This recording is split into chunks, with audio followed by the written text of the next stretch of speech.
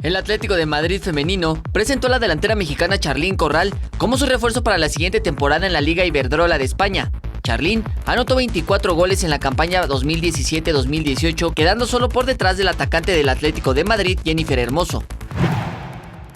Los propietarios de las franquicias de la NBA aprobaron por unanimidad 2 cambios a las reglas de repetición instantánea, permitirlas a petición de los entrenadores, además de otras revisiones activadas por el Centro de Videorepeticiones de la Liga.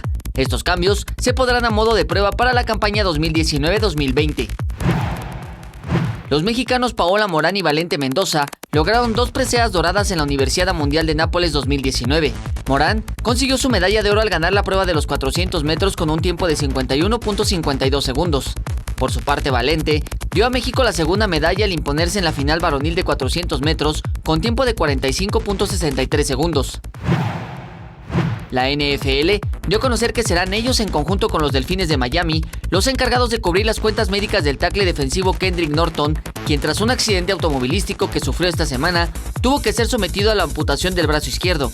Norton se someterá a otra cirugía en su brazo izquierdo y posteriormente necesitará otras 2 más. Jesús Arias, 21 Noticias.